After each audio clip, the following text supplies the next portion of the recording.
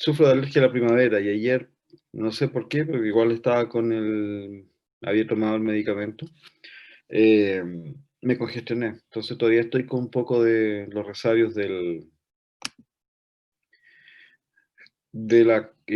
episodio de ayer, ¿ya? Eh,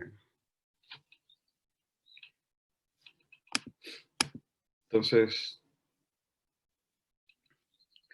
sí tomo, pero no me hace, o sea, ese sí lo apliqué ayer a la noche porque estaba bastante congestionado y me despejó un poquito, pero no es lo que yo esperaba.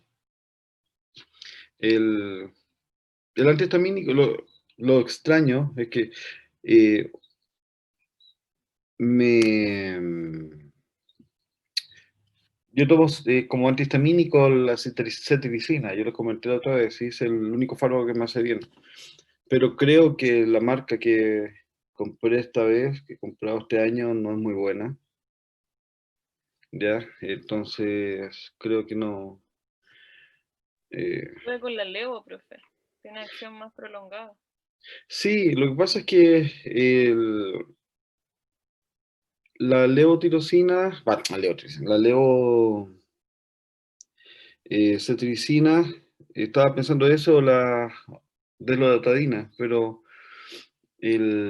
siempre me ha funcionado bastante bien la cetiricina sola. Me duraba incluso más de un día, sí. Me ha funcionado bastante bien, pero no sé por qué pasó ahora. De todas maneras, me compré Mira, a ver, espera un poquito.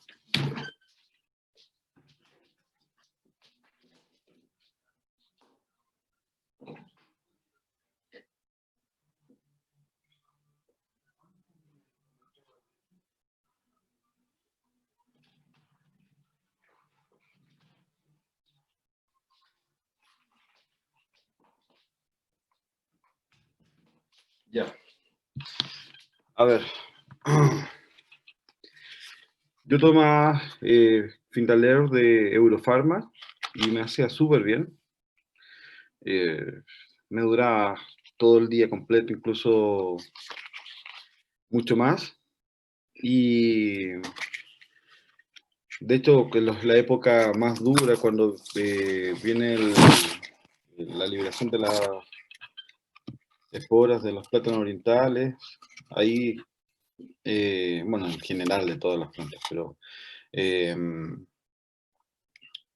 tenía que tomar todos los días, pero tampoco era tan desesperado, pues yo tengo alergia severa, entonces, pero me funcionaba bien. Y este año, pues no tenía en esa vez, y me compré, claro, del Rigotax, de Prater, y no, nunca más.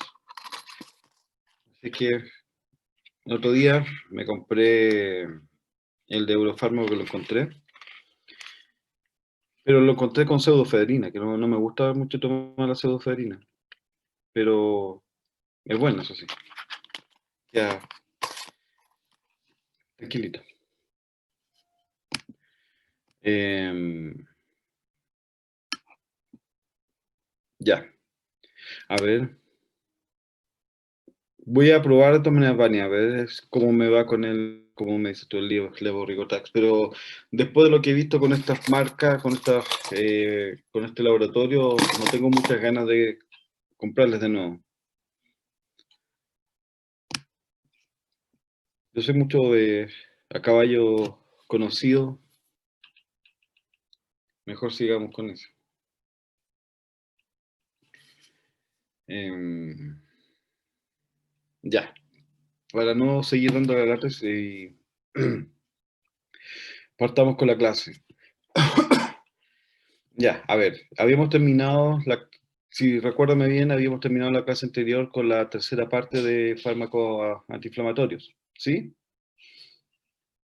Entonces teníamos que pasar ahora a farmacología de los antitutígenos y expectorantes inmunocolíticos, ¿ya? Eh, no la terminamos, ¿no? A ver, espérense, ya, vámonos, tenía la idea que habíamos terminado. Ya, qué bueno que lo notaron bien, porque pensé un poquito.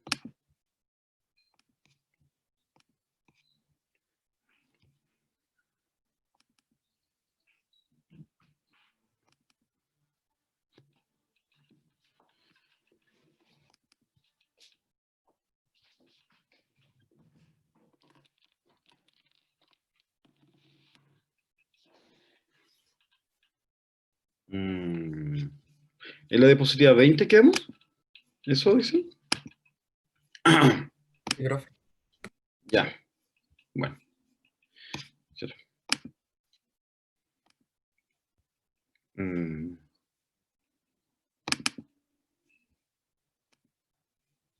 ya, bueno, entonces empecemos acá. Ya, a ver, entonces,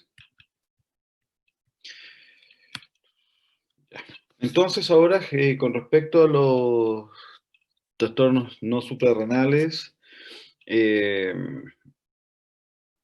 vemos que los análogos sintéticos del cortisol son los más útiles, en especial viendo los trastornos en los que la respuesta del hospedero ya es causa de las principales manifestaciones de la enfermedad. Eh, los procesos patológicos y la respuesta inflamatoria o inmunitaria que se puede generar, ¿no es cierto?, en este tipo de patología, eh, y el uso de estos fármacos, ¿no es cierto?, antiinflamatorios, puede prevenir el daño de una reacción inflamatoria y prevenir o mejorar el tratamiento farmacológico específico, ¿ya?, para el tratamiento de esa enfermedad. Nuevamente, como lo veíamos en la clase anterior, los corticosteroides no suelen ser curativos. Estos tienen una función más bien de suprimir las manifestaciones clínicas y ayudar al tratamiento farmacológico que puede ser directo hacia una patología específica. Ahora, pero tenía la salvedad que lo habíamos nombrado en la clase anterior, que es en un tratamiento crónico, ya van a empezar a aparecer más efectos adversos y pueden ser más complicado su uso, por lo cual eh, solamente se van a utilizar de manera crónica cuando se hayan agotado las medidas, ¿no es cierto?, más simples o tratamientos de primera elección. En general, se ve que los glucocorticoides de potencia media e intermedia, por ejemplo, la prednisona y la prednisolona, más medidas auxiliares para mantener, ¿no es cierto?, estos fármacos en dosis baja, y también como alternativa, generar estos tratamientos en días alternos, de tal manera de no sobresaturar el sistema, ¿no es cierto? Y de otra forma también no mantener los tratamientos de manera, o de interrumpir, detener los tratamientos de manera abrupta, dado que ya podría generar, ¿sí?, en ciertos casos, algunos o presentar insuficiencia suprarrenal aguda. En el tratamiento prolongado, se solicitan en general radiografías de tórax y pruebas de tuberculina, y considerar también la presencia de estos pacientes para el tratamiento prolongado, la presencia de diabetes, de úlceras, osteoporosis, trastornos psicológicos y de función cardiovascular, que son algunos de los efectos, ¿no es cierto?, secundarios que ya habíamos conversado de ellos. Por lo tanto, para el tratamiento con estos fármacos hay que tener mucho cuidado en estos casos. Por ejemplo, en el primero, enfermedades reumáticas, vemos que el tratamiento con glucocorticoides van a aliviar los síntomas, ¿sí?, hasta que otros antirreumáticos surtan efecto, que es más o menos lo que habíamos conversado en la clase anterior.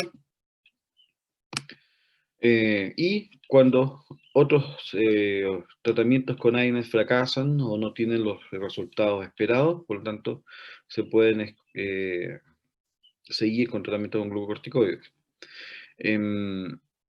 Siempre con una dosis inicial baja, aumentándola hasta obtener una respuesta terapéutica, ¿sí? De tal manera que generemos, ¿no es cierto?, una mínima dosis eficaz. Si los síntomas, ¿no es cierto?, se presentan en pocas articulaciones, generalmente se genera una inyección o se administra por una inyección a la articulación directa, como acetónido de triamcinolona o algún equivalente de este. Y obviamente con algunos intervalos de varios meses para evitar la destrucción de la articulación, y que esa es una de las consecuencias típicas, ¿no es cierto?, que ocurría en el pasado cuando se introdujeron estos fármacos, que a los deportistas de alto rendimiento le empezaron a aplicar estas inyecciones para poder disminuir la inflamación y de esa manera pudieran practicar, ¿no es cierto?, el deporte. Y después, al par de años, 10 años, terminaban, ¿no es cierto?, con problemas severos, por ejemplo, las rodillas, con cojeras, y problemas para caminar, algunos muy, muy fuertes. Las enfermedades alérgicas, otro tipo de patología, ¿no es cierto?, los cuales puede ser de uso, ¿ya? En especial cuando son, obviamente, cuando son reacciones alérgicas graves, una anafilaxia. Se trata rápidamente con adrenalina y mientras se espera el efecto de los corticoides, que va a ser un poco más lento en su acción, el fármaco, por ejemplo, que se puede ocupar por vía intravenosa es la metilprednisolona. ¿Qué tipo de enfermedades alérgicas? La fiebre del heno, urticaria, dermatitis por contacto, la rinitis alérgica, en los cuales se dan tanto por vía oral, por vía nasal, para acciones locales, y tópicas, y siempre, nuevamente, como complemento de tratamientos primarios. Por otro punto es el asma bronquial, donde se administra budesonida, dipropionato de beclometasona, propionato de fluticasona, ¿sí? Especialmente por vías inhalatorias, y de esa manera no tener muchos efectos sistémicos, y se dan en asma grave, ¿ya? Como primero, la metilprednisolona, la prednisolona, o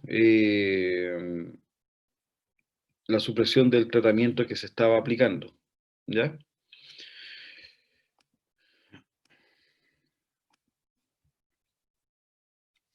Ya, obviamente, como ya habíamos visto recién, como terapia a largo plazo con corticoides sistémicos, si no hay respuesta a otros tratamientos. Ahora vemos, en caso de trasplante de órganos, se administran, y esto es de manera crónica, de por vida, mientras el órgano esté funcionando. Los tratamientos con glucocorticoides van a ser de primera elección, ¿no es cierto? Se pueden dar prednisona y otros tipos de inmunosupresores, que son un cóctel bastante grande, de tal manera de poder generar una inmunosupresión bastante fuerte y de esa manera que no se produzca el rechazo al órgano trasplantado, ¿ya? Obviamente la dosis de glucocorticoides que se van a administrar van a depender del paciente y de la reacción que pueda generar, ¿sí? Y también esto ya más o menos se tiene cierto manejo por la experiencia, en el cual se sabe que mientras menor es la compatibilidad del órgano, es más fuerte la dosis de glucocorticoides que hay que administrar.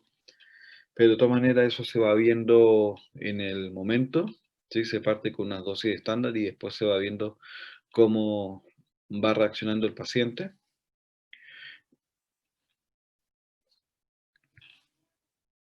En enfermedades renales, el tratamiento para el tratamiento del síndrome nefrótico, vemos que se administra prednisona por 6 semanas y se disminuye la dosis gradualmente durante las 6 a 8 semanas siguientes. Y si se requiere el mantenimiento prolongado, se van alternando, ¿sí? Un día sí, día no. En enfermedades oculares se da de manera local en la parte externa y del segmento anterior del ojo, y en la parte para poder alcanzar tal vez las partes posteriores o segmento posterior, se da por vía sistémica. Los preparados más frecuentes son el fosfato sódico de dexametasona y alguna solución o ungüento oftalmológico, en el cual nosotros aplicamos el corticoide. Por vía sistémica, prednisona o algún equivalente de este que ya habíamos conversado en la clase anterior,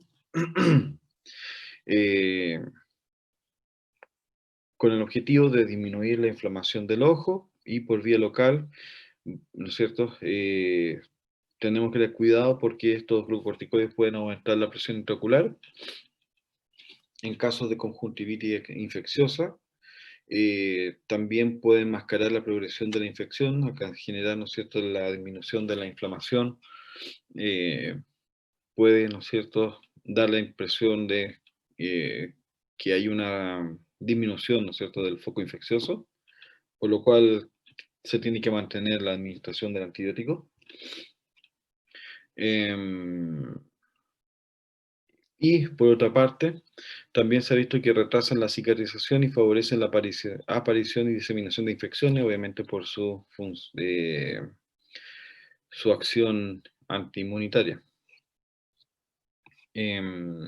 Obviamente, los preparados para aplicación ótica tienen que ser bajo prescripción médica y, ¿no es cierto?, procurando seguir o mantener el seguimiento de la evolución, ¿ya? Para no generar algún daño más severo. Ya. Ahora, con respecto a los corticoides y trastornos no suprarrenales, vemos que el séptimo sería la enfermedad de la piel, en el cual vemos en el cual se presente gran variedad de dermatosis inflamatorias. Se pueden dar múltiples preparados para acción local, los cuales hay que tener cuidado, ¿no es cierto?, de que generen una absorción sistémica, por lo cual deben administrarse en concentraciones bajas, y en especial con los corticosteroides, que son muy potentes. La forma farmacéutica va a depender nuevamente del principio activo del cual se esté administrando, y esto obviamente va a condicionar la efectividad del tratamiento, ¿ya? Y esto obviamente va a determinar finalmente y va a influir en su absorción y en la duración de la acción del fármaco. Obviamente, mientras el excipiente es más lipofílico, va a permitir una mejor absorción, por lo tanto, podríamos tener mayores efectos sistémicos. Ahora, siguiendo los mismos principios de dosis y concentración, según el orden de potencia, se da preferiblemente los ungüentos, pomadas, las cremas, gel, lociones, aerosoles y polvos, ¿ya? En esa orden decreciente. Ahora, otros componentes que son capaces de modificar el efecto de los corticoides, se ha visto que la urea va a producir hidratación, o el ácido salicílico, que puede ser queratolítico, Por lo tanto, hay que tener cuidado, ¿no es cierto?, en su administración con los glucocorticoides. Aquí les dejo entonces una tabla en la cual vemos ciertas patologías ya, dérmicas en las cuales se da, ¿no es cierto?, o se puede, como farmacolección, la aplicación de glucocorticoides, lupus eritematoso, las quemaduras solares graves y las picaduras de insectos. Ahora, sobre el aparato gastrointestinal, en enfermedades inflamatorias como la colitis ulcerosa o la enfermedad de Crohn, durante crisis agudas, hay que siempre administrarlo con cuidado porque pueden enmascarar los glucocorticoides, pueden enmascarar los síntomas de complicaciones más graves, por ejemplo, una peritonitis o alguna perforación intestinal. Y otros tipos de enfermedades a los cuales se pueden administrar los glucocorticoides, se ha visto en enfermedades vasculares relacionadas, ¿no es cierto?, con alteraciones de colágeno, la miastenia grave, alteraciones hematológicas y oncológicas, enfermedades hepáticas, hipercalcemias agudas y enfermedades neurológicas. Reacciones adversas y precauciones que hay que mantener con la administración de glucocorticoides son principalmente las reacciones adversas, efectos indeseados por la acción hormonal, en los cuales podríamos tener algún síndrome de Cushing iatrogénico, ¿sí? Durante periodos breves, menor a 2 semanas, en general no se ven efectos adversos graves, ¿ya? Incluso con administración de dosis altas. Podría verse en ocasiones insomnio, cambios conductuales como hipomanía primaria y úlceras pépticas. ¿Ya? También podríamos ver pancreatitis aguda, pero de manera muy poco frecuente. ¿Sí? En especial se podría ver durante dosis altas de glucocorticoides.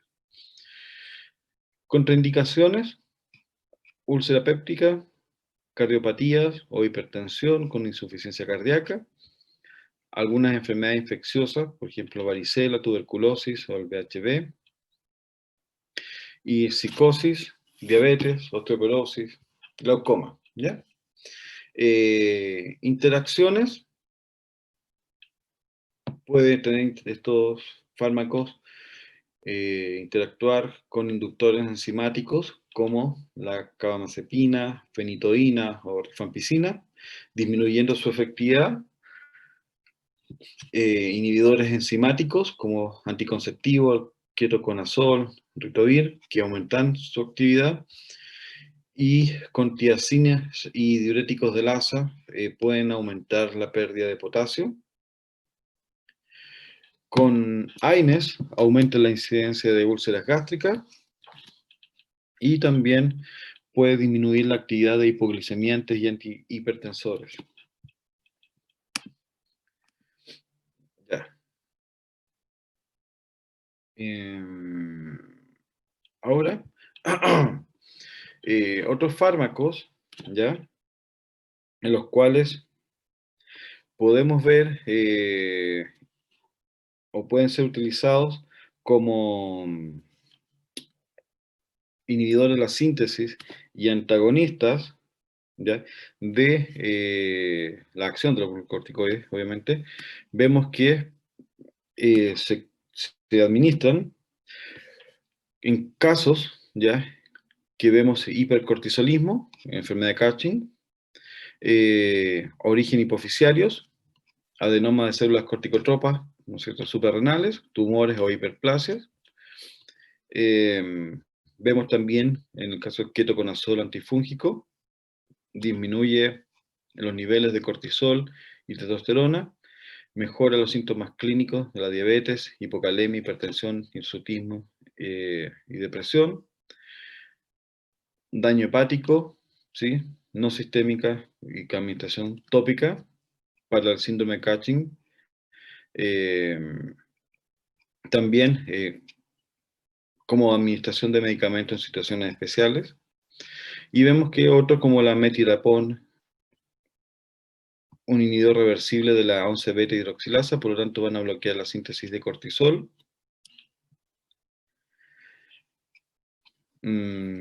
Para otros, también como método diagnóstico para la evaluación de la disfunción hipofisiaria. Obviamente, esto nos va a permitir identificar los niveles insuficientes de ACTH o para diagnosticar el síndrome de Cushing. También vemos que se ocupa para el tratamiento y signos y síntomas del síndrome de Cushing endógeno, disminuye los niveles elevados de cortisol. El mitotano es un inhibidor de la esteroidogénesis. Y como tratamiento sintomático del carcinoma avanzado de la corteza suprarrenal y el síndrome de Cushing. ¿Ya? La paresiretida para el tratamiento de Cushing en adultos cuando hay fracaso de cirugía o no es la cirugía una opción para el tratamiento. Ya.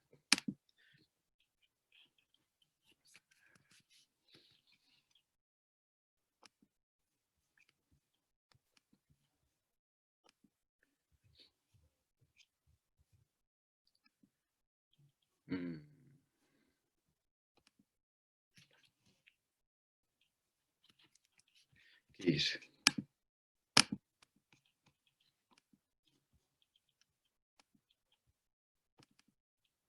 Ahora sí. Ya. Ahora pasamos. ¿Me escuchan bien? Sí, profe. Entonces, ahora pasamos a la farmacología de antitoxígenos, expectorantes y mucolíticos. Lo primero es entender un poco del fenómeno de la tos, ¿sí? Como siempre lo hacemos, tratar de dar un poco el principio general. A ver, la tos se presenta principalmente ante algunas enfermedades respiratorias o en un caso, ¿no es cierto?, secundarias, ¿ya? Lo primero que a ver,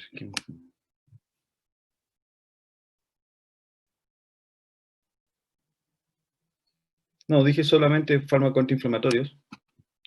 Ya, entonces, en el caso de enfermedades respiratorias, sabemos que estos son el primer motivo de inatención primaria y el tercer caso de muerte en Europa y en Estados Unidos. En general, tomándolas todas como un conjunto, ¿ya? La tos, sabemos que es una contracción espasmódica repentina y a veces repentina de los músculos expiratorios torácicos y abdominales, ¿sí? Esto implica la liberación violenta del aire de los pulmones con un sonido característico y el cual va a una velocidad aproximada de 850 km por hora, ¿ya? La presión interna que se maneja a nivel torácico al momento del generar la tos es de alrededor de 300 milímetros de mercurio, por lo cual su objetivo finalmente que es mantener las vías respiratorias libres de cuerpos extraños o de un exceso de acumulación de moco. Y es bastante efectivo, ¿sí?, como mecanismo de limpieza.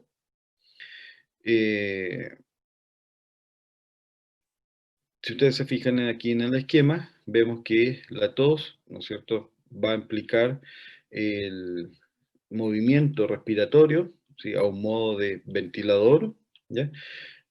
Para, ¿no es cierto?, en el sistema respiratorio que está produciendo, ¿no es cierto?, una mucosidad, y en el cual, por ejemplo, la actividad ciliar del epitelio respiratorio puede no ser suficiente para poder eliminar esa mucosidad.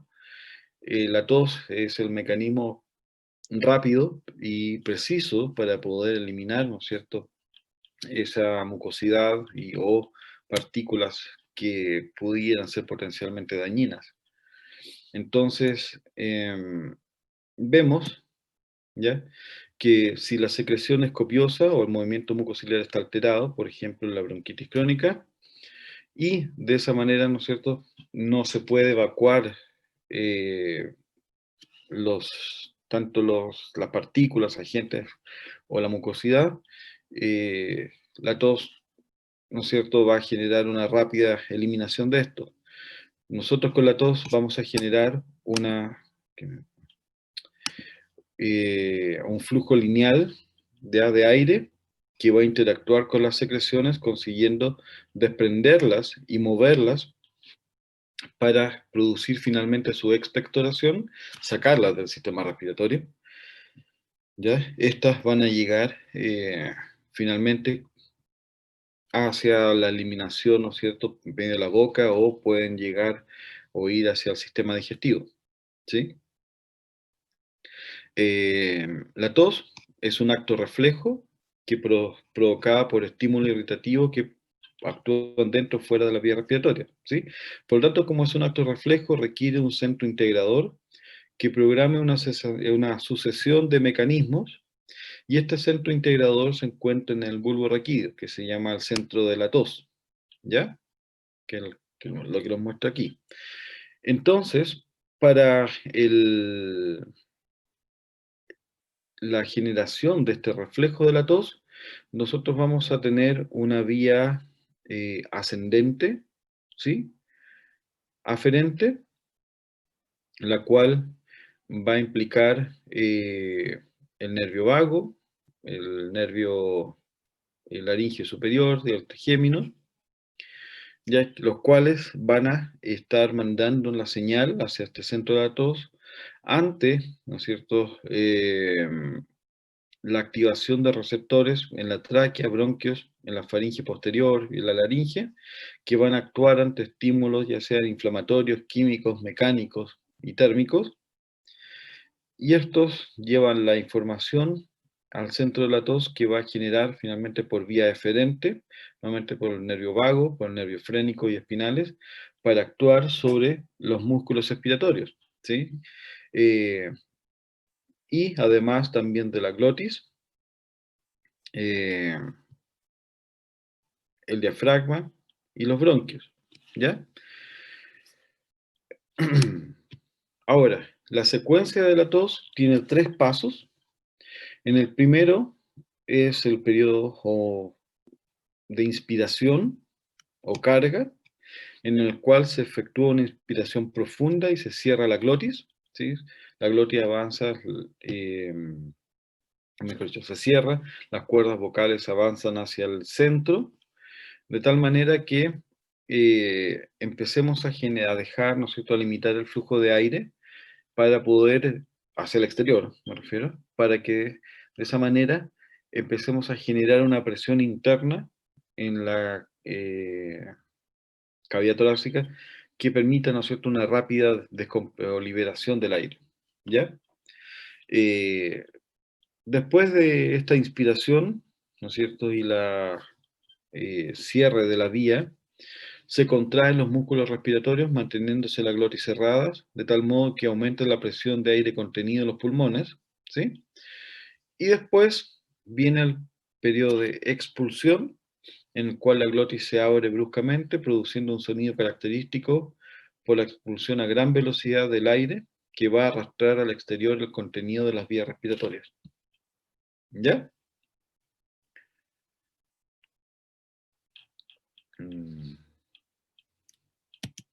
Ya. Ahora, ¿qué causa o cuáles podríamos considerar causas de la tos? La tos puede ser aguda o crónica, ¿sí? Ya podemos tener varios tipos, de eso va a depender del tiempo al cual se mantenga esta tos. Esto se puede deber por infecciones de las vías respiratorias, como neumonía, bronquitis, tuberculosis, resfriado común, tabaquismo, la rinitis alérgica y la sinusitis, el asma, las enfermedades pulmonares obstructivas crónicas, contaminantes ambientales u ocupacionales, tumores del árbol respiratorio, fármacos, por ejemplo, los IECA, los ARA2, los ACA, beta bloqueadores, AINES, algunos efectos psicogénicos en enfermedades cardiovasculares, por ejemplo, la dilatación auricular izquierda, en edema pulmonar, en el IBI, y en otras enfermedades, por ejemplo, enfermedades de reflujo gastroesofágico, ya en los cuales pueden generar, en general se ve, ¿no es cierto?, alguna irritación, inflamación en la vía respiratoria que puede estar generando una tos, ¿ya? Esta tos puede ser aguda y seca, al cual no lleva expectoración, a menudo causa dolor en la garganta y el pecho e impide el descanso. Puede llegar a ser autoperpetuante, suele aparecer en personas jóvenes y con buena salud como síntomas de distintas enfermedades. Lo típico de las gripes, eh, resfriados, asmas bronquiales, laringitis, ¿ya? Eh, una de las características principales de las enfermedades virales es la tos seca, ¿sí? Sin expectoración. A diferencia de la infección bacteriana que sí lleva en general expectoración, ¿sí? La tos crónica y seca dura más de 3 semanas. Con frecuencia se trata de la tos del fumador o de origen neuropsíquico. Vemos también en otro caso, que son las tos productivas, en las cuales definimos las agudas, en las cuales vemos que, ya independiente de cuál sea la causa, va acompañada de expectoración y mucosidad, en la cual debe tratar de que ocurra, no evitar la tos, ¿sí?, para poder eliminar esta expectoración. Y cuando es crónica, esto es uno de los criterios para la bronquitis crónica, una tos productiva con expectoración que se produce con eliminación de mocos y flemas.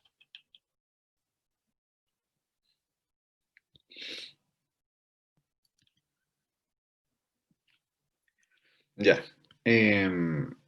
Solo va a tener sentido fisiológico la tos productiva que se debe a estímulos provocados dentro de las vías respiratorias para expulsar secreciones o cuerpos extraños, ¿sí? Los estímulos que son meramente irritativos, ¿no es cierto?, y que se producen fuera de las vías respiratorias, producen una tos que se denomina como improductiva.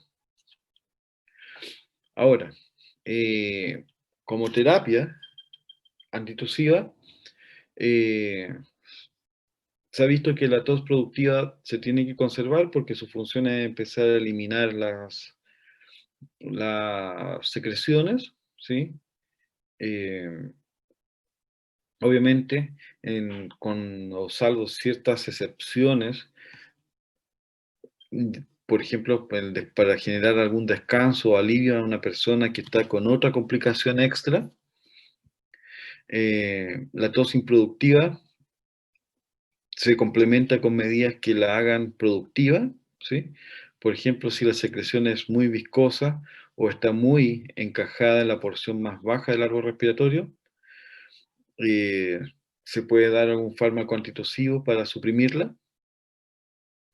Cuando la tos puede estar ligada a alguna patología crónica, como el asma, el EPOC, ¿sí? Hay que tener, ¿no es cierto?, o prudencia en la terapia a realizar, ¿sí? Y en especial cuando persiste por más de 3 semanas, o sea, cuando se torna crónica. Ahora, como medidas preventivas,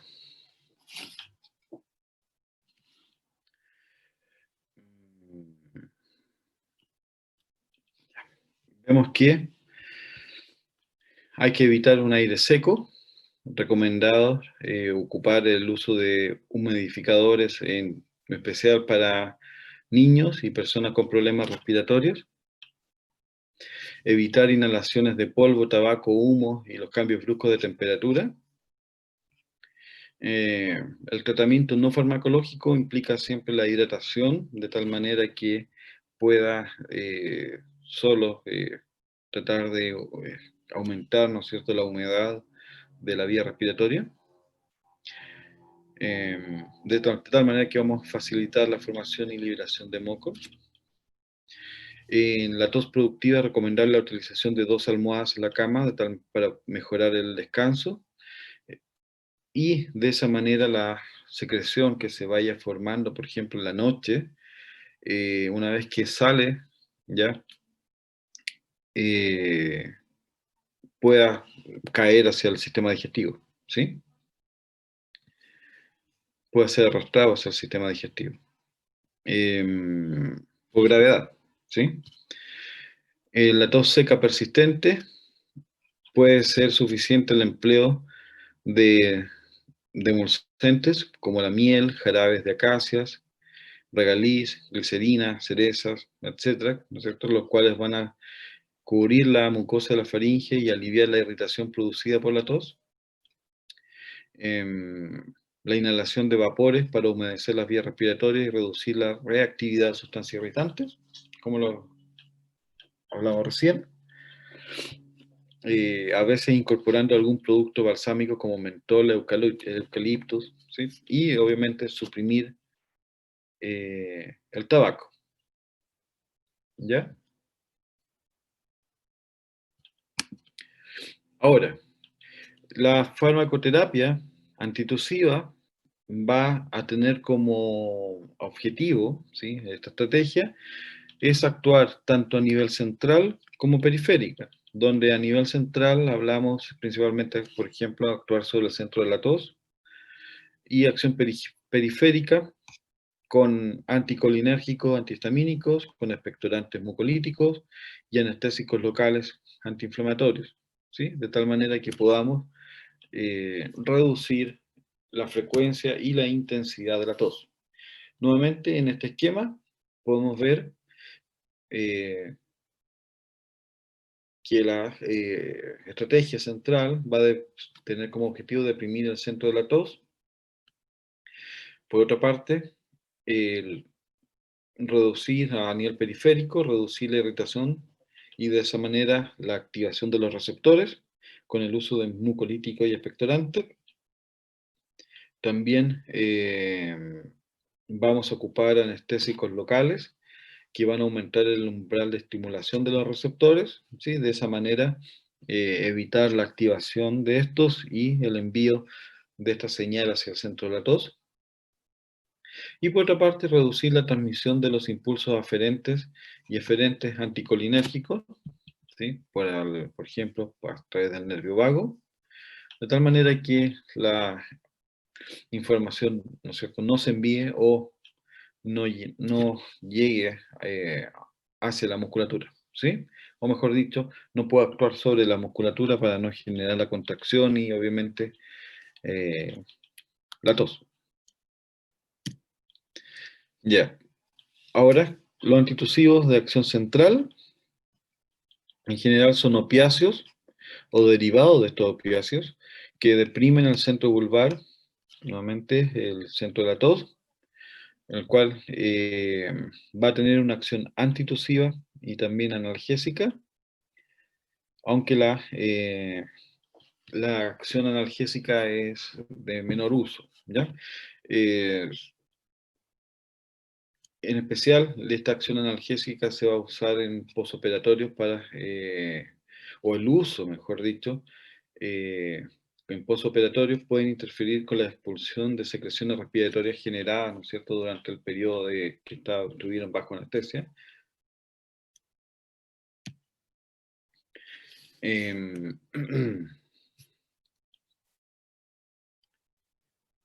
Ya.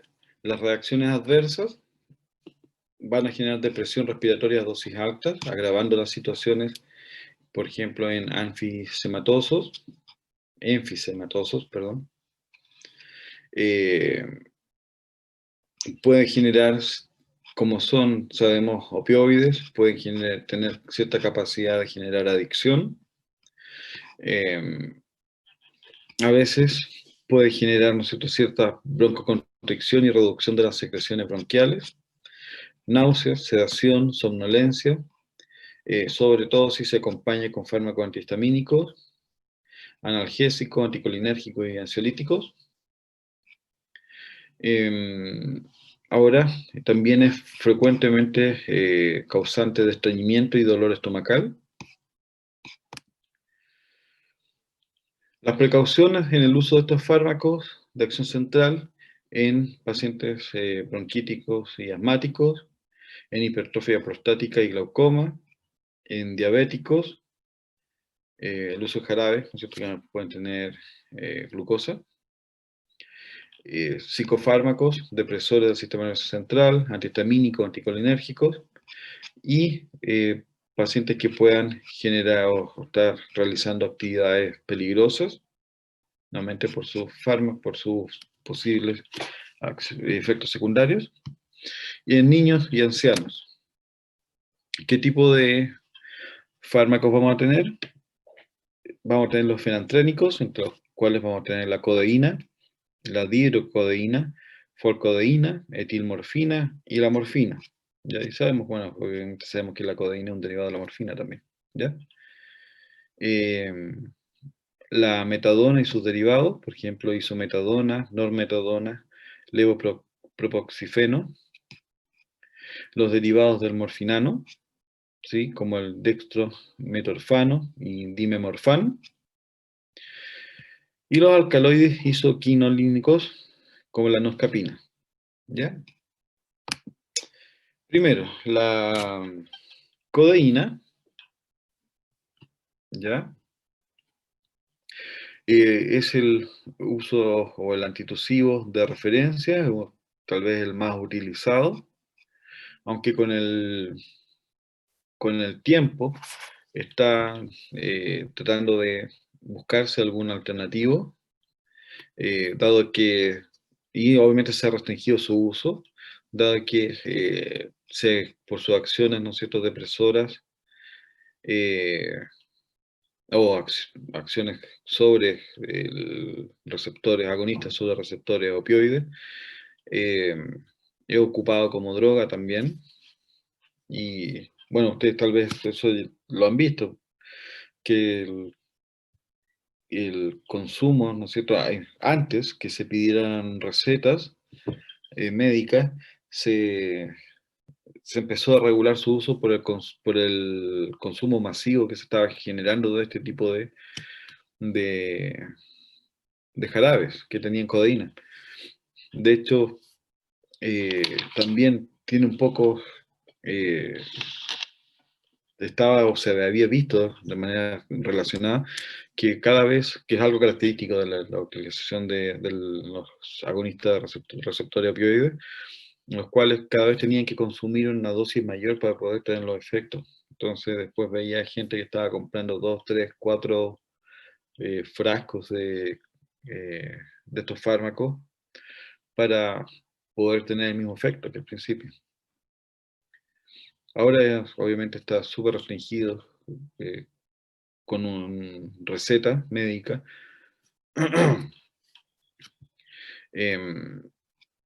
Tiene un efecto analgésico menor, ¿sí? Una acción agonista de receptores opioides depresores del centro de la tos, eso es lo que habíamos visto. Se ha visto que la codeína puede generar estreñimiento, náuseas y vómitos. A diferencia de la morfina, no ocasiona dependencia ni depresión respiratoria. Obviamente la codeína tiene una característica que no atraviesa mayormente al sistema nervioso central, ¿sí? Obviamente se tiene que transformar en morfina para actuar, por lo tanto va a pasar algo. Por eso si toman grandes cantidades va a tener un efecto central. En niños menores de 2 años es preferible no utilizar codeína por la potencial depresión respiratoria.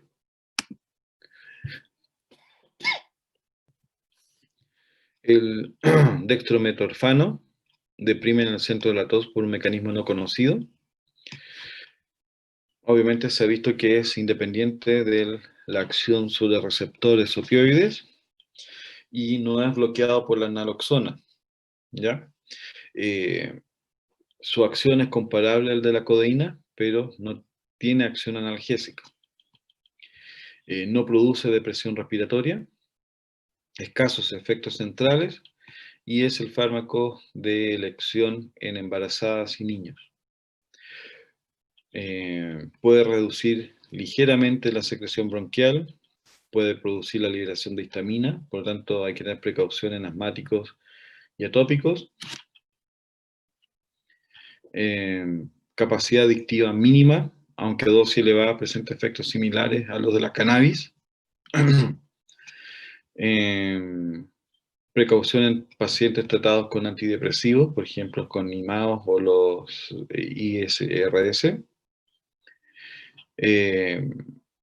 También hay que tener cuidado en su administración en conjunto con la administración de alcohol. Esto puede aumentar la toxicidad del dextrometorfano. Ahora, el dimemorfano, estructuralmente, obviamente, muy próximo al dextrometorfano y en sus acciones, y se tiene que dar con precauciones para asmáticos y diabéticos. La metadona se emplea en la tos no productiva y dolorosa de pacientes terminales, por ejemplo, con cáncer pulmonar. A diferencia de la morfina, no ocasiona dependencia ni depresión respiratoria. Y en niños menores de 2 años es preferible no utilizar codeína por el potencial de presión respiratoria.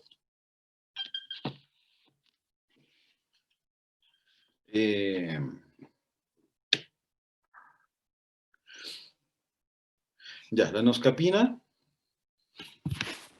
es derivado bencil isoquinolínico que se encuentra en el jugo del opio, pero carece de acciones opiáceas, ¿sí? Tiene una eficacia antitussígena comparable a la codeína, aunque un poquito menos potente, no deprime la respiración y a dosis elevadas puede causar náuseas, vómitos y mareo, y es el fármaco de elección para la administración en niños pequeños. Ya. Ahora, los antitusivos de acción periférica. Vemos que el objetivo, ¿no es cierto?, es la acción antitusígena va a ser menor que la codeína, no producen analgésica ni depresión respiratoria. Sus mecanismos de acción se conocen poco y están implicados en varias actividades farmacológicas sin descartar en algunos casos que puedan incluso atravesar la barrera hematoencefálica y generar acciones centrales, pero no se han determinado, no se han probado completamente. Lo primero, ¿no es cierto?, que van a buscar estos fármacos es generar un alto umbral de los receptores periféricos de las terminaciones nerviosas sensoriales bronquiales en la rama aferente, donde hemos visto, ¿no es cierto?, que se inicia el reflejo de la tos, por lo tanto, actuando como un anestésico local. Disminución de los receptores de irritación primaria, ¿sí?, mucolíticos y expectorantes, e inhibiendo la transmisión de los impulsos aferentes y eferentes vía vagal, antihistamínico y anticolinérgico, que es lo que habíamos visto en el esquema anterior.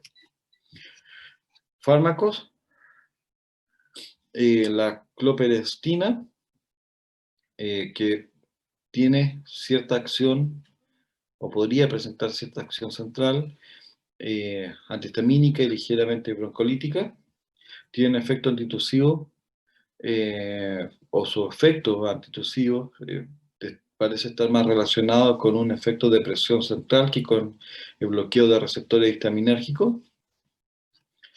La levotropropicina posee una acción periférica a nivel traqueobronquial por inhibición de las vías aferentes implicadas en la producción del reflejo de la tos. Tiene una actividad anestésica local, espasmolítica y antialérgica. Y se ha visto que aparentemente tendría cierta acción central. La mepifilina, un fármaco antitusivo, broncodilatador, debido al sinergismo existente entre la mepirimina, que es antihistamínico H1, y el ácido teofilinacético, que es una xantina derivada de la teofilina. Una bronquitis aguda y crónica, ¿sí? Su uso para bronquitis aguda y crónica, especialmente como componente espástico, genera cierta sedación, pero dosis elevadas en niños lactantes, origina hiperexcitabilidad, lo que puede llegar hasta las convulsiones, ¿sí? Especialmente en pacientes que pueden ser muy sensibles al efecto anticolinérgico de los antagonistas H1. Ahora, el bromuro de hipertropio, su acción es broncodilatador y antisecretor de las vías respiratorias. También genera inhibición de los impulsos aferentes y eferentes que disparan el reflejo de la tos. Tenemos otros expectorantes y mucolíticos que facilitan la eliminación de agentes causantes del estímulo, por ejemplo el tabaco, e impiden la acción irritante de las secreciones espesas y viscosas, ¿sí? Y otros puntos que son las plantas medicinales, por ejemplo, que contienen eucaliptus, orégano, tomillo, pino, o que contienen saponícidos, como la polígala, saponaria, ortiga, regaliz, ¿ya? Y el tolú, como balsámicos, no tienen mayor eficacia que la que puede prestar, ¿no es cierto?, su acción, tal vez relajante por su olor, un breve incremento de la secreción salival, lo que puede generar una mayor lubricación de la vía respiratoria, y la estimulación de terminales sensitivas, desviando la atención del paciente de la tos a el estímulo que se está aplicando, y así aliviar, ¿no es cierto?, el dolor y la consecución de la tos. Ya, ahora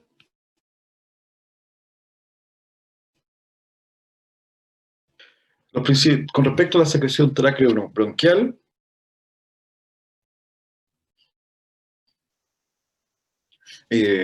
vemos que esta secreción tráqueo-bronquial tiene como finalidad la partícula de suspensión, y de todas maneras, de esa manera, poder humedad. Esta secreción, ¿ya? Que va a ser generada por las células mucosas de las glándulas submucosas y de células calciformes de la mucosa epitelial, da lugar a un moco, el cual atrapa las partículas y esto no funciona, no es lo suficiente para el fenómeno de tos que habíamos estado conversando. Se constituye en un 95% por agua y el resto por glicoproteínas. Va a presentar unas características de viscoelasticidad que van a ser esenciales para poder atrapar partículas, ¿sí? Ya sea gérmenes o partículas que tú vas a inhalar desde el exterior. Eh, y por otra parte,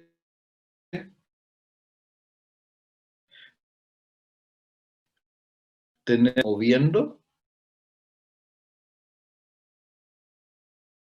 elasticidad lo que hace, eh, eh, o mejor dicho, aumento de esta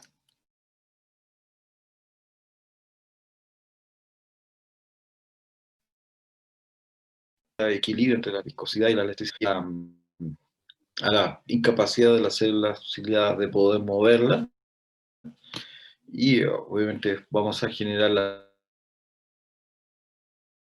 tos, ¿sí? Tanto la farmacoterapia de los trastornos de la secreción traqueobronquial va a estar involucrada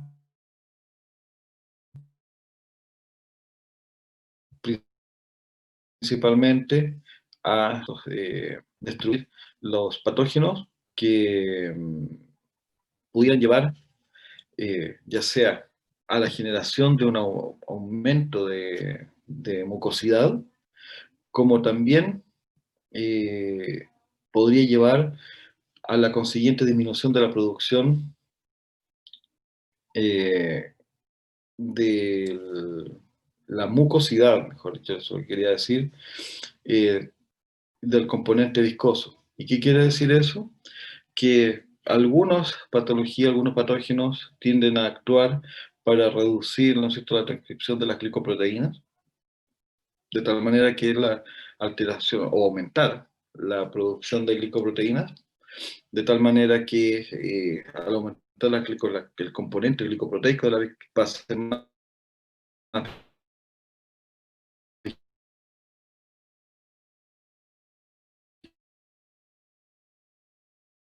viscosa.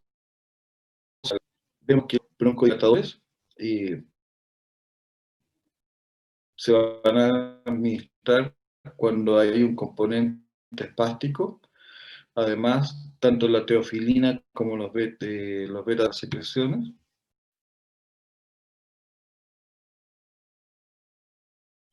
La hidratación, inhalación de vapores. A menudo estas medidas son más eficaces que cualquier medicamento, porque ante la presencia, ¿no sé, todo un aumento de la viscosidad, de la secreción, la inhalación de vapores, ¿no es cierto?, de agua, secreción, de tal manera que facilita su eliminación. También vamos a tener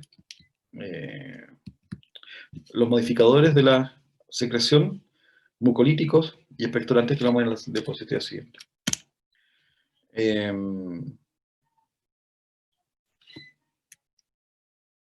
Ya. Bueno, esta diapositiva más que la quería mostrarles. Aquí tenemos, ¿no es cierto?, el epitelio bronquial, y vemos las mucinas, ¿sí?, y las células, ¿no es cierto?, que van a estar produciendo la mucosidad.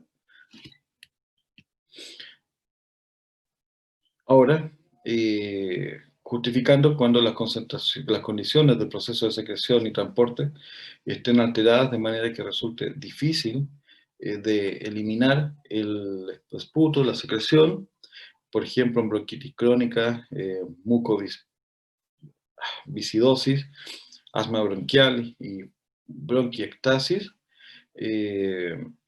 va obviamente a necesitar la administración de de una terapia para poder facilitar o ayudar al sistema para eliminar estos.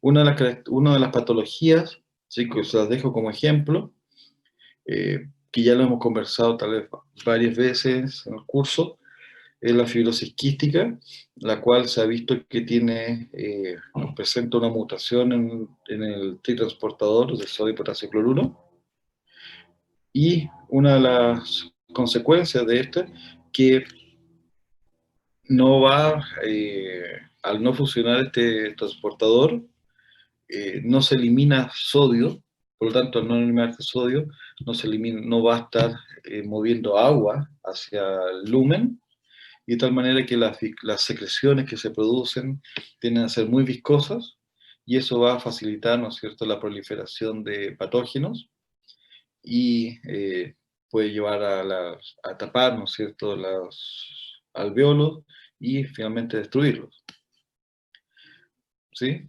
Entonces, em,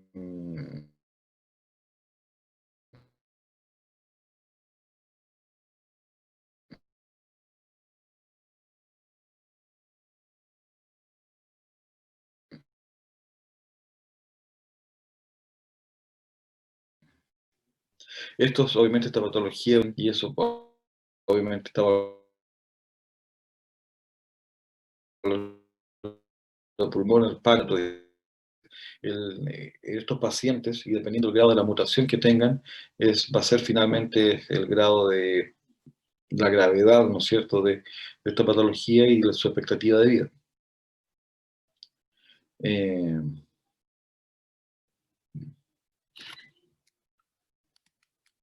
Entonces, la administración de mucolíticos van a modificar las características de farmacoquímicas de la secreción traqueobronquial, facilitando su expectoración de manera más eficaz y más cómoda. Las enzimas proteolíticas, ¿ya? Entre los cuales vamos a tener los derivados, ¿no es cierto?, tiólicos y los derivados de la basicina. Estos son indicados en casos muy específicos y solo durante pocos días a través de la nebulización. Pueden producir broncoespasmos y reacciones de hipersensibilidad de diversa gravedad. Tienen una eficacia que puede ser variable, de tal manera que no son tan utilizados.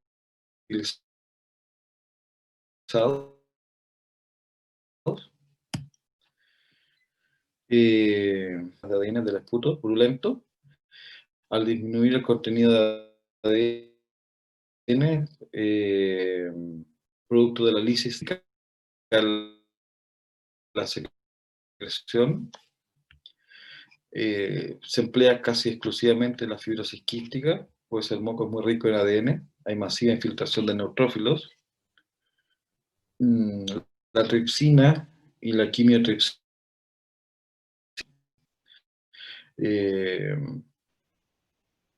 por tanto, por sus propiedades fibrinolíticas, sirven también para...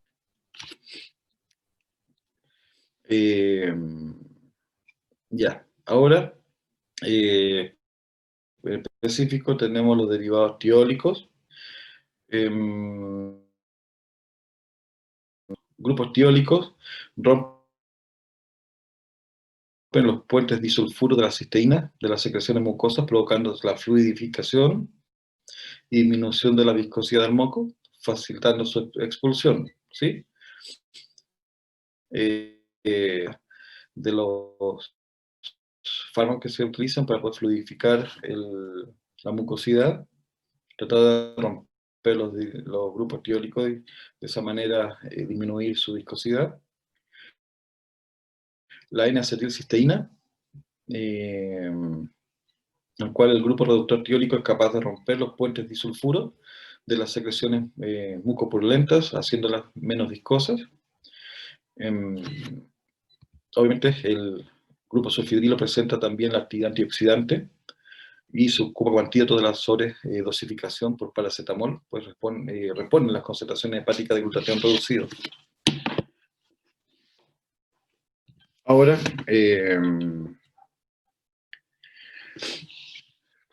ya, vemos, ya, que por vía oral, la hipersecreción de mucosa, ya sea excesiva o espesas, vamos a tener que estos fármacos tienen una eficacia no generalizada y necesaria en broncopatía y neuropatías agudas. Su administración, general por nebulización, una solución al 20% en medio alcalino, va a generar la mucólisis de las secreciones, muy espesas y adherentes, y en la atelactasia, por el colapso de una parte o toda del pulmón, hay una disminución del volumen pulmonar, y esto puede ser causado por la obstrucción de las vías aéreas, desde los bronquios y los bronquiolos, de tal manera que también puede ser útil la utilización de este tipo de fármacos. Una patología, ¿cierto?, por ejemplo en el enfisema, en el cual en los alvéolos o los sacos alveolares se van a inflar de manera excesiva, ¿ya? Las paredes interiores de los alvéolos se debilitan y se rompen, creando un espacio más grande en lugar de alvéolos más pequeñitos. Por lo tanto, causa una disminución de la función respiratoria y a menudo falta de aire y tos. Esto se debe, en general, a estas patologías por la destrucción de las fibras elásticas del pulmón, que van a generar, ¿no es cierto?, la apertura, ¿no es cierto?, la expansión del pulmón, de las vías respiratorias para que ingrese el aire. por lo cual van a tender a colapsar cuando se exhala, y obviamente eso genera que el aire en los pulmones no pueda escapar, ni hay espacio para que entre aire fresco, rico en oxígeno. Entonces, una patología muy compleja. Fármacos que se utilizan para este tipo de patología, ¿sí? Obviamente por vía oral, pueden generar molestias gastrointestinales, urticarias, acufenos y cefalea, y por vía inhalatoria pueden generar broncoconstricción y broncorrea. Fármacos, la carbocisteína provoca también la ruptura de puentes disulfuros, pero al no poseer grupos sulfurilos libres, no actúa como precursor del glutatión.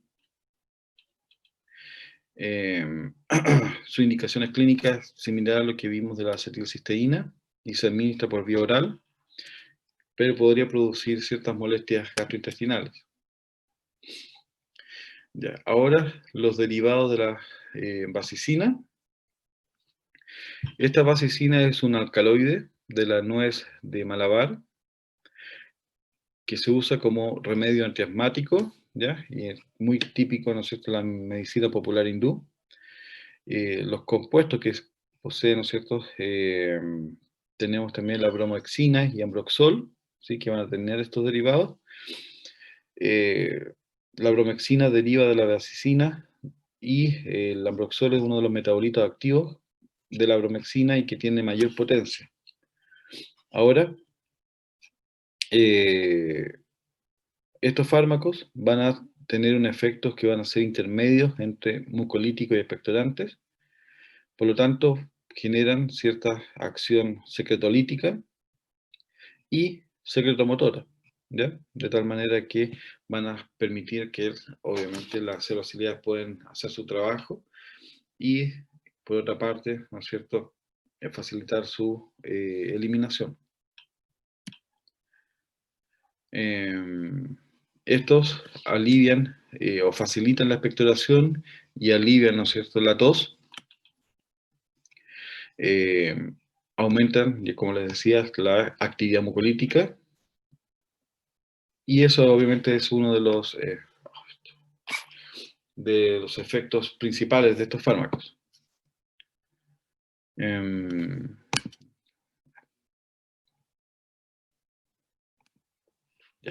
La guaufenesina, ¿sí?, en los cuales tenemos, ¿no es cierto?, el guayacolato de glicerilo. Esta es una esencia natural que actúa a través de mecanismos irritativos sobre el epitelio bronquial. Se administra por vía oral y se elimina rápidamente por la secreción bronquial, donde reduce la viscosidad del esputo. En la bronquitis crónica genera una acción muy inconstante y dudosa, con efectos variables sobre el aclaramiento mucociliar, ¿ya? Obviamente, espera un poquito.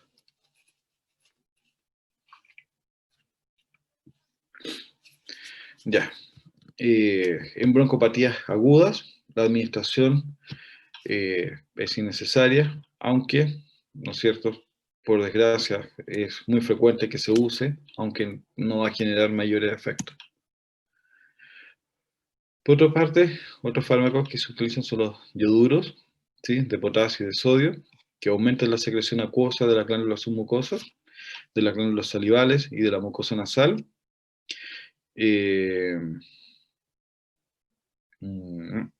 Genera una acción directa por irritación de la mucosa bronquial.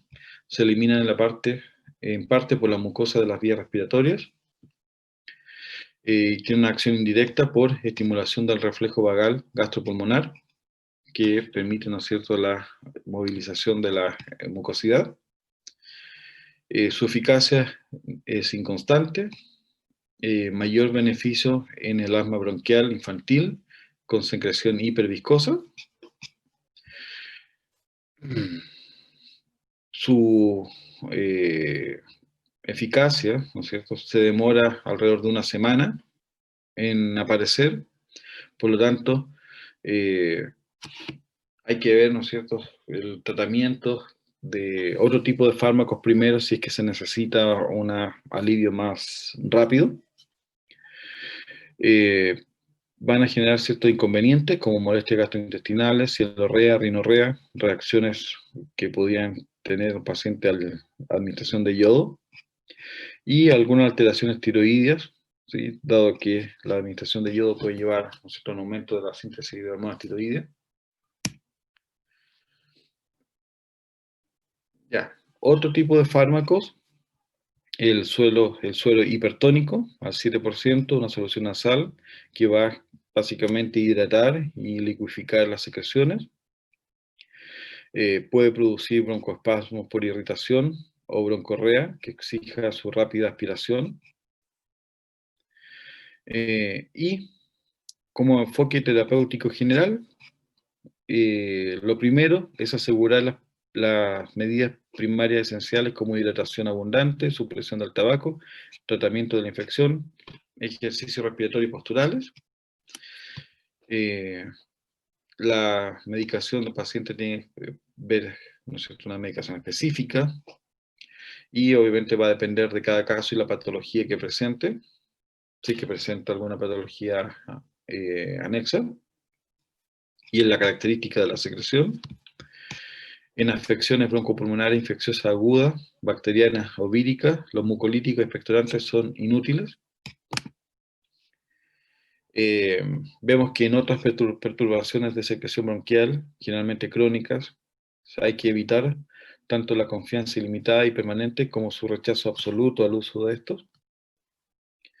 En las fases iniciales de la bronquitis crónica, en el que la mucosa está conservada, se justifica su uso, ¿ya? Por ejemplo, de carboximetilcisteína, bromexina o ambroxol. En etapa avanzada de la bronquitis crónica, en la que la mucosa perdió la posibilidad de la regeneración y la hipersecreción, es principalmente sedosa y muy fluida, los mucolíticos van a ser inútiles e incluso contraproducentes. En atelectasias, ¿sí?, por ejemplo, postoperatorias, por algún tapón mucoso, puede ser útil la administración de N-acetilcisteína. Si el obstáculo es fibrinohemorrágico, por ejemplo, con una embolia pulmonar, suele preferirse la tripsina. En broncopatías con abundante supuración puede estar indicada la dornaza pancreática y si no se tolera esta, la N-acetilcisteína, ¿ya? En el asma bronquial, con secreciones muy compactas y adherentes, los ioduros con o sin N-acetilcisteína, ¿sí?, como un fármaco de elección, y debe tenerse en cuenta que tanto los beta-adrenérgicos como la teofilina estimulan la secreción mucociliar, por tanto, hay que determinar también su uso.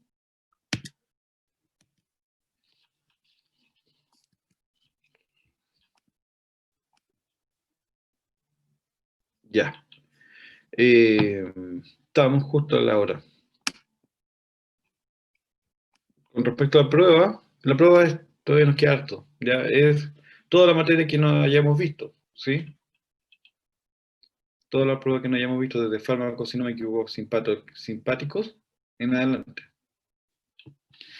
Bueno, con respecto a controles, ya están, los que tenía ya están corregidos.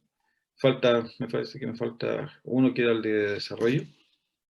Y ya están para poder dar las notas. No las voy a poder publicar, ya, así que no, se las voy a tener que tal vez mandar por correo en un PDF en el aula virtual si nadie tiene algún inconveniente, ¿ya? La lista.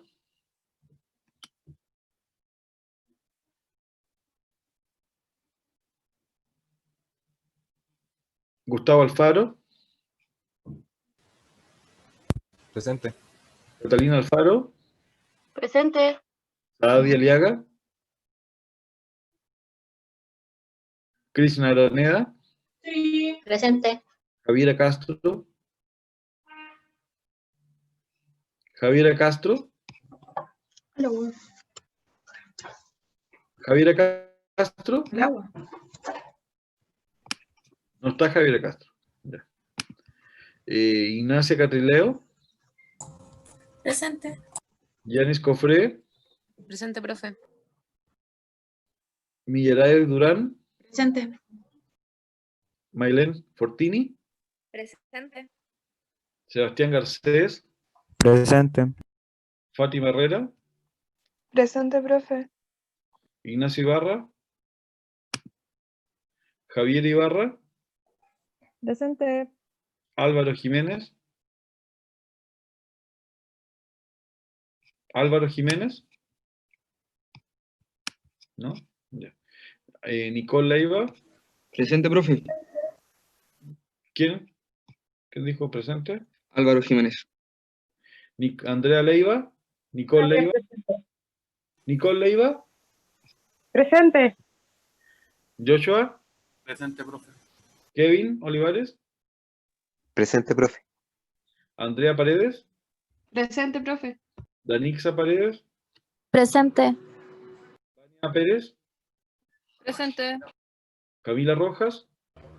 Presente, profe. Sepúlveda. Santiago. Cristian Valenzuela. Presente, profe. Alexandra Vargas. Alexandra. ¿No? Fernanda Vázquez. Presente. Alexandra Vargas no, ¿no es cierto? ¿No? ¿No? Ya. Daniel Vidal. Presente, profe. Nicolás Yacín. Nicolás Yacín. Listo. Ya, nos vemos mañana, que estén súper bien. Oh, profe, que se viene igual. Chao, profe, que esté bien. Chao, profe, que le vaya bien.